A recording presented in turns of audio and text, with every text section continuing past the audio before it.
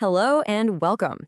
Today, we're going to turn one of the most common and, let's be honest, kind of intimidating home repairs into a project you can absolutely crush. We're talking about how to patch a hole in drywall and make it look like it was never, ever there. Okay, let's get right into it.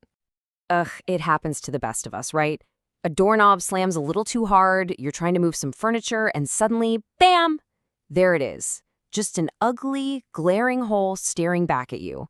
It is so frustrating, I totally get it. But before you go looking up a handyman, just hang on a minute. No, seriously, don't panic. This is one of those DIY jobs that looks way, way harder than it actually is. With the right technique and just a little bit of patience, you can get a finish that looks totally professional. So consider this your step-by-step guide to making that happen. Okay, so before we can even talk about solutions, we need to play drywall doctor for a second. The first step to any successful repair is to correctly diagnose the type of damage you're dealing with, because the patch you're going to need depends entirely on the hole you've got.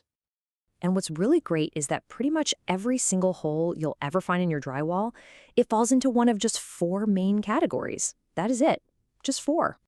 So take a look at your wall and just see which one of these fits your situation. You know, is it a tiny little nail hole? That's a type 1. Something maybe about the size of your fist? You're looking at a type 2. Is it getting bigger, where a simple patch might feel a little flimsy? That's a type 3. Or did someone maybe get a little too excited and body check the wall and now you need to replace a whole section? Yep, that's a type 4. Go ahead, identify your patient. All right, diagnosis complete. Now it's time for the treatment plan. Each of those 4 types of damage has a specific, super effective repair method. So let's break them down, starting with the easiest one. So if you're dealing with a type 1 hole, anything under 1.5 inches or so, you can just breathe a huge sigh of relief. You don't need any special patches or tape or anything. All you're gonna need is a little bit of drywall joint compound, or mud as the pros call it. It's all the same stuff. Now the key here, and this is where a lot of people go wrong, is you don't just cover the hole, you have to backfill it. So use a nice wide putty knife and really push that mud deep inside. You actually want it to mushroom out a little bit behind the drywall. And don't worry if the first coat bulges out. That's totally normal. It's actually a good sign. It means you've built a solid foundation. Okay, on to our most common patient, the type 2, fist-sized hole. Now this is where things get a little more interesting, and you've got a few really excellent options to choose from. You've basically got 3 main choices here. The mesh patch is super quick because it's self-adhesive, you just stick it on. The Presto patch is perfect if you've got a nice round hole since it comes with its own template. And then there's the California patch, which is what you use when you want to make your own custom shape plug. All 3 of them work great, so it really just comes down to your personal preference.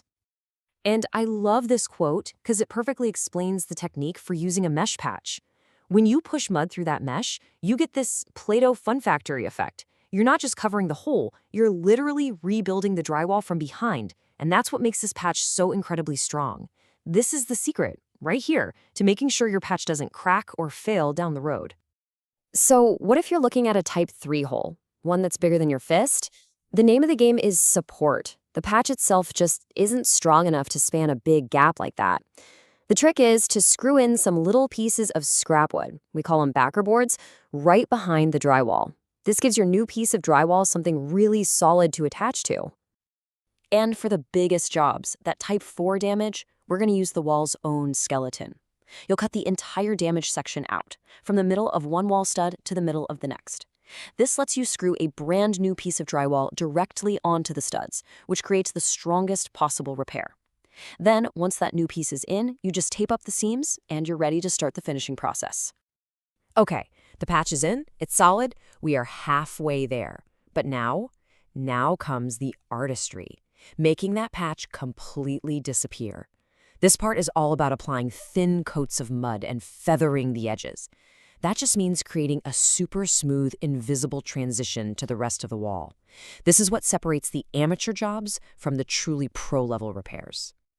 The magic word here is skim coat. So after your first coats are dry and you've given it a light sanding, you'll apply this final, very thin coat with an even wider knife. And here's the crucial part. The goal isn't to add thickness. I think the most common mistake is people glop on the skim coat way too thick. No, you're just smoothing everything out and perfectly feathering those edges so they just vanish right into the wall. And these tips right here will make a huge difference. Seriously, don't skip these. Wear a respirator. Drywall dust is no joke. Spend the extra few bucks on a metal knife. It gives you so much more control than a flimsy plastic one. Oh, and thinning your mud with just a little bit of water, it'll make it glide on like butter. It's a game changer. We are on the home stretch. The patch is smooth, it's feathered, it's invisible to the touch. But to the eye, there is one last step, and it is absolutely crucial: matching the wall's texture. You see, most walls aren't perfectly smooth. They usually have one of two common textures. There's orange peel, which is like a fine, consistent spatter, and then there's knockdown, which some people call Santa Fe texture. It has larger blobs that are then flattened or knocked down. Just look closely at your wall and figure out which one you've got. You can actually get these textures in a spray can with adjustable nozzles.